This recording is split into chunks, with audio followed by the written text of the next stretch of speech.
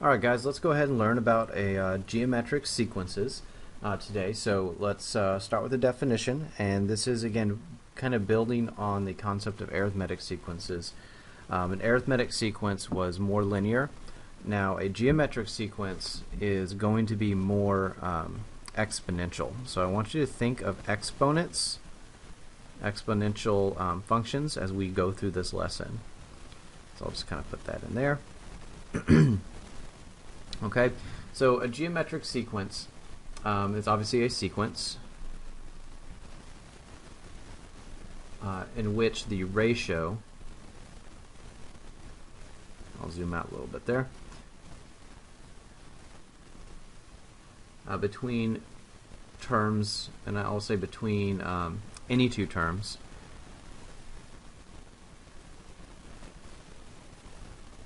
is a constant. So with an arithmetic sequence, I was talking about the common difference. Well, here we're going to be talking about the common ratio. So that common ratio is the numerical value. Oops. So the numerical value between any two terms.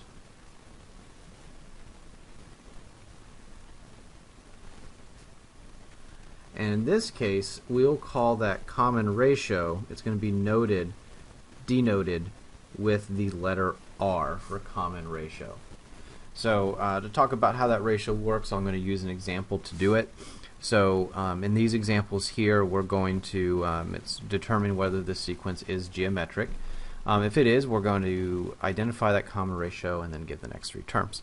So this is just, again, getting you an introduction to geometric sequences.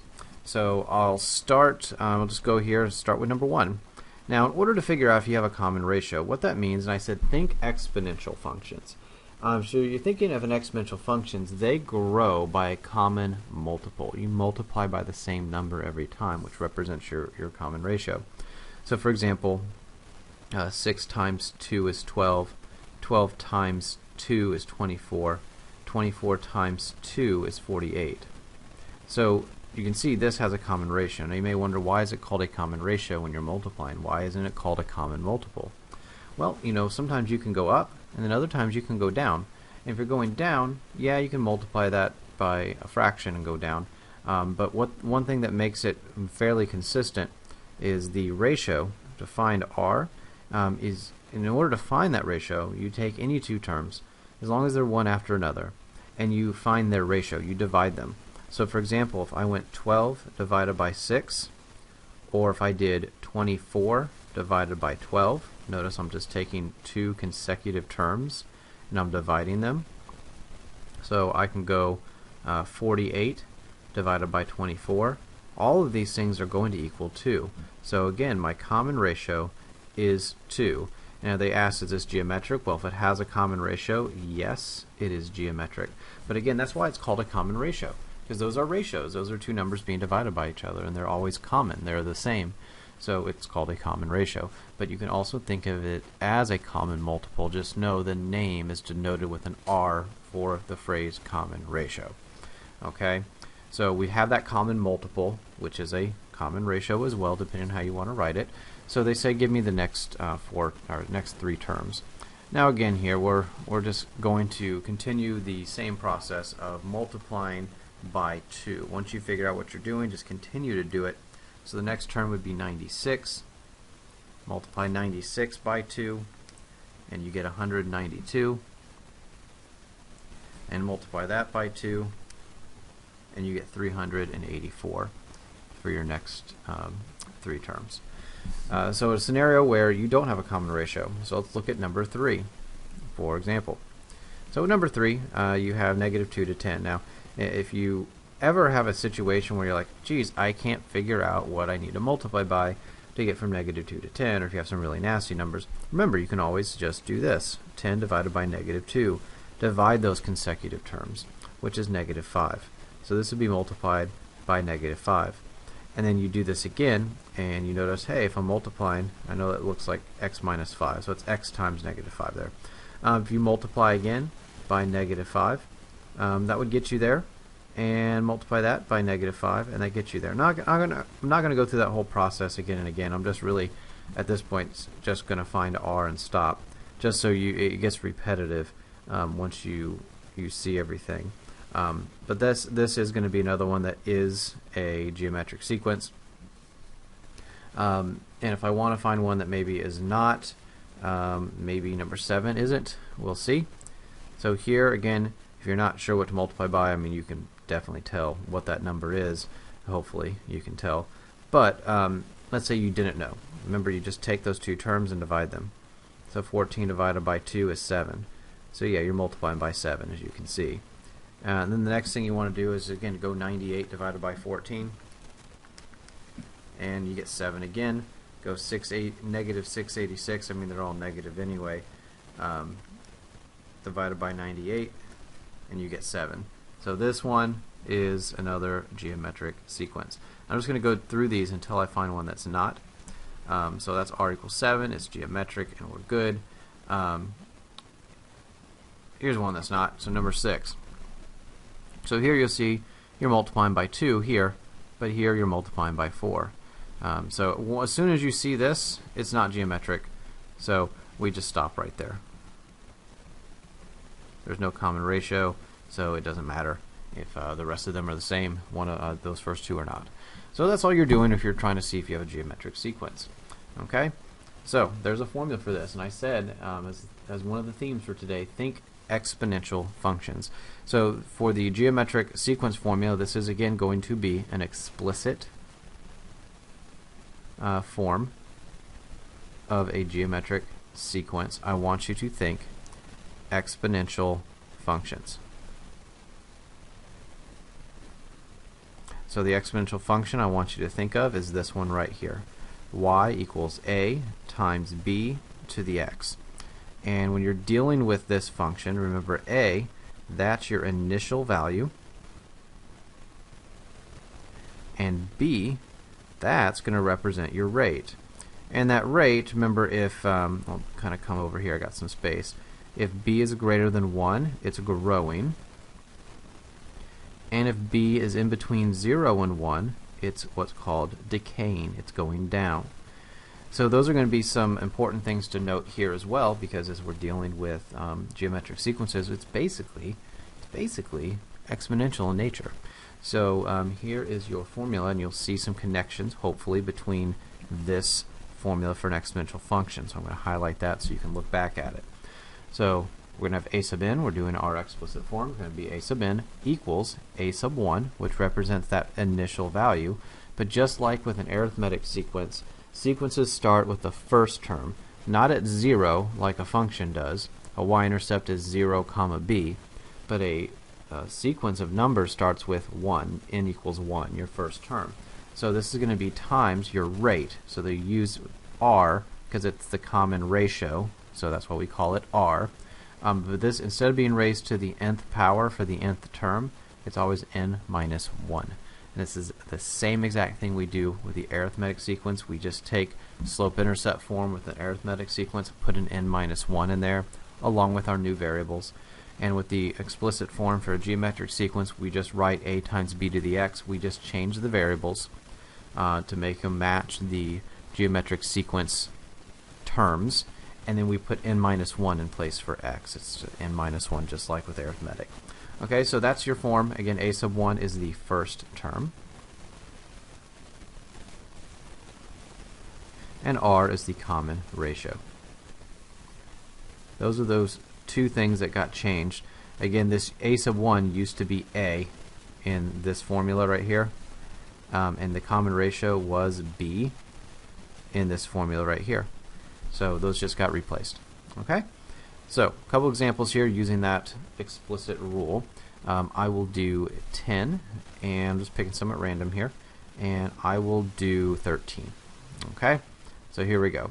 Starting off with number 10. Again, this is write a rule for each sequence, then find a sub 6. So in this case, again, you are wanting to figure out what is that multiple. Now there's two ways to do that. One, you just look at the numbers and figure out, hey, this is what I'm multiplying by. But I always want to approach this to say, what if you don't know what you're multiplying by? What if you're multiplying by like 7.5? You might not be able to tell that. Well, here's how you can always tell.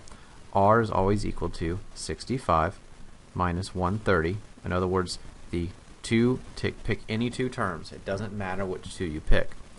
And divide the second term in that, when you have two terms that you've picked, take the second term divided by the term before it, and you're going to get your common ratio. Now, in this case, you might have been able to see it. It's 1/2, but that's how you'll always find your common ratio, just by dividing. And then, obviously, we want a sub 1, which is 130. And the reason, again, if you don't realize why I wanted those things, remember your explicit form. It's equal to a sub 1 times r to the n minus 1. Well, now I have a sub 1, it's 130, and I have my rate, which is 1/2 to the n minus 1. And you see that this sequence of numbers is decaying. So my rate is less than 1, so it kind of matches that. So I have my function, which is not really a function because it is an explicit form of my sequence, but it's like an exponential function. And now we're going to find the sixth term. I want a sub 6. So we plug in 6. We have 130 times 1/2 to the 6 minus 1, which is 5. So again, you can use your calculator a little bit on this if you had to, but I would just think of this as 130 times 1 to the 5th power over 2 to the 5th power. So 1 to the 5th is 1, and 2 to the 5th is 32. If I was writing that as a fraction, that's what I get, but again, at some point you're going to have to get decimal. You got to write it out. So this is 4.0625 for a sub 6. So that's number 10. And again, this next one, you should be able to do this one on your own. So make sure you do that, and then you'll see what the answer is for number 13. Okay, so in order to first find your common ratio, you need to take these numbers, any two numbers, and just divide them. We're going to go 90 divided by 135. That's going to give me R. And then you just want to simplify that number. I mean, I guess you can list it like that if you wanted to, but I'm not going to do that. If I divided the top and bottom by 45, because that goes into both of those, you can also do these on a calculator if you want to simplify it, but I can see that they're both divisible by 45. R is going to equal 2/3. And then a sub 1 is 135. So, as we do this, we have a sub n equals a sub 1, which is 135, times r, which is 2/3, to the n minus 1. And again, you can use the parentheses on that, or you can just do this if you wanted to. I'll put the parentheses this time. Doesn't really matter. Now we want to find, again, just as they said before, I think it was what, a sub 6? Yes, so we're going to find a sub 6. So here we go. A sub 6 equals 135. And then that's 2/3 to the 6 minus 1, which is 5. So just like before, again, you can do this without a calculator, but at some point you may want to get that decimal. So I will start by doing this by hand.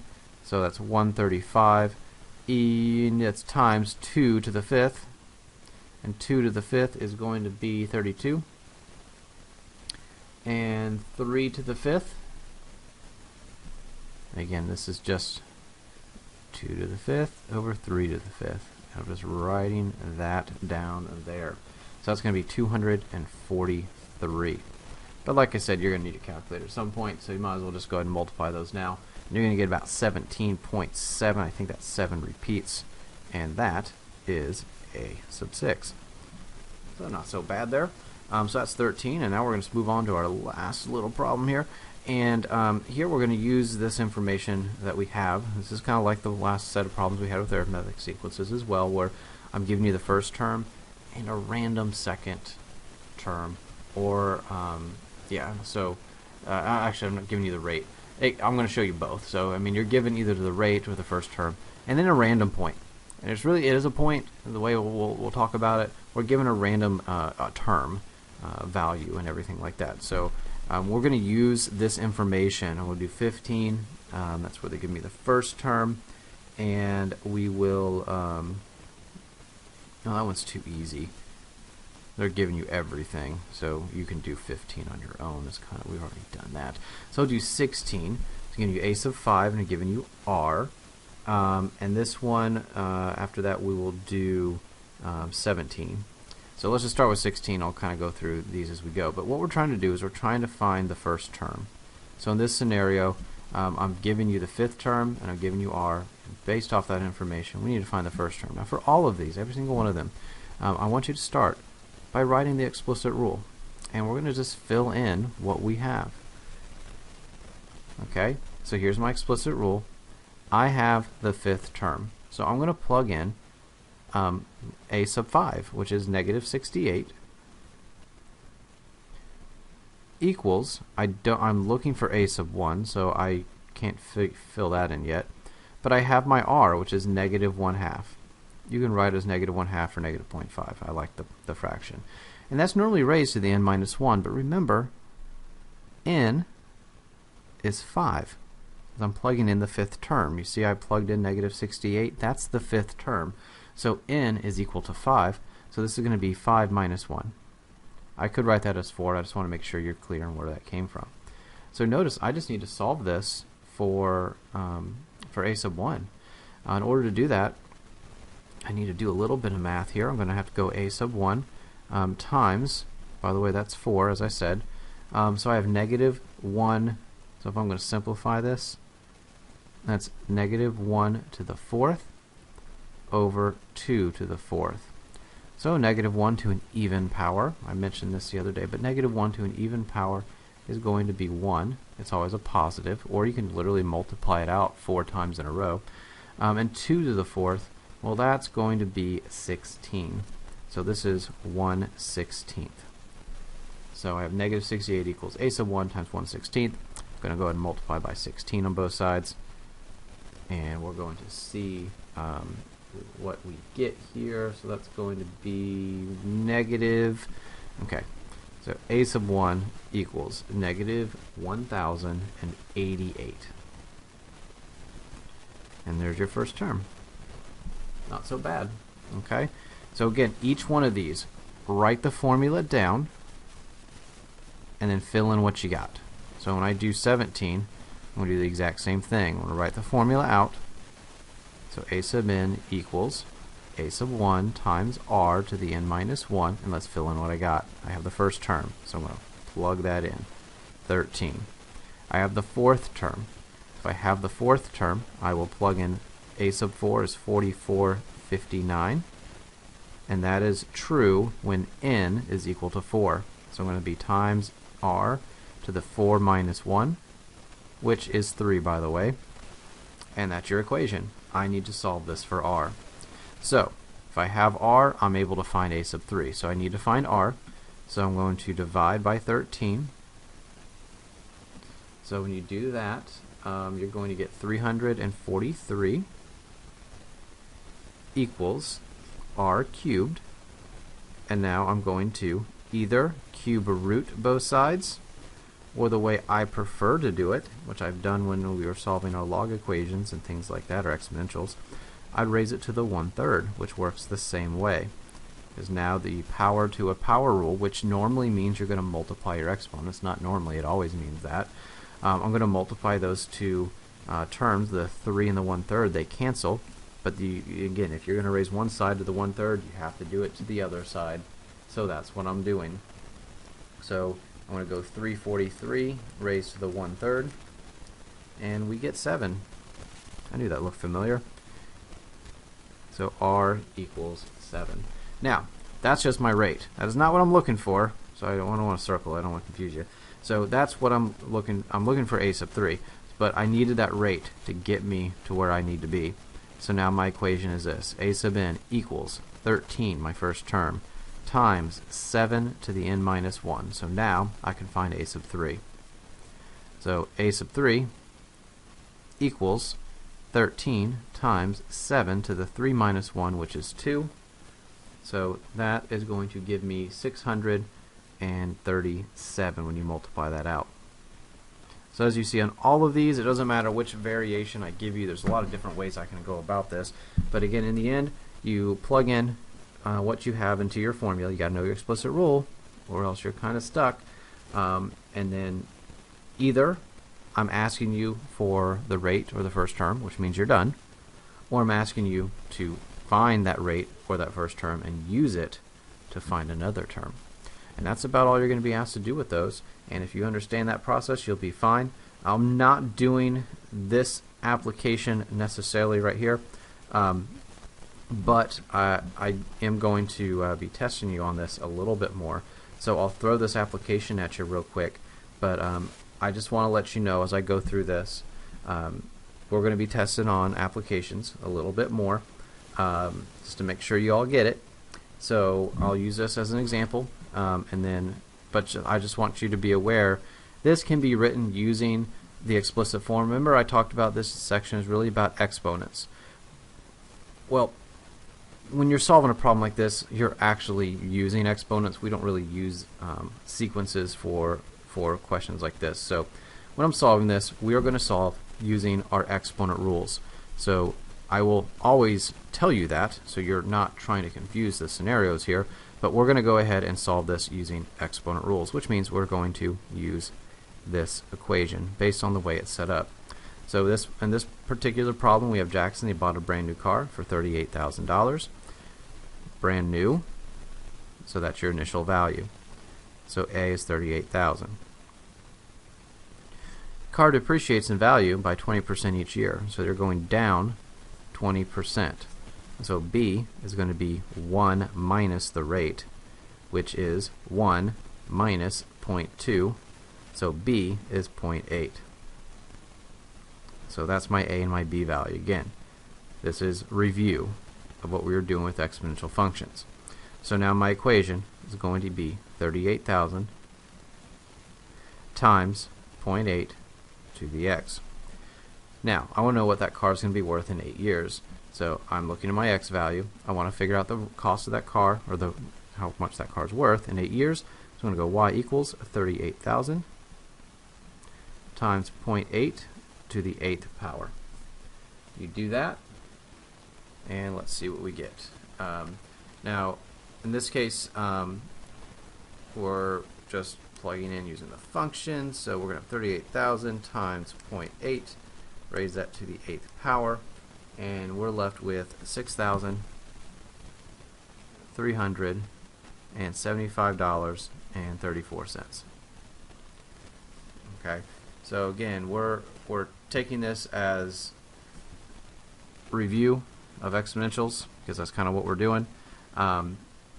Once you have that all figured out, again, you can go ahead and try the homework on this. I've already announced that to you guys on Friday. So there you go. That is geometric sequences.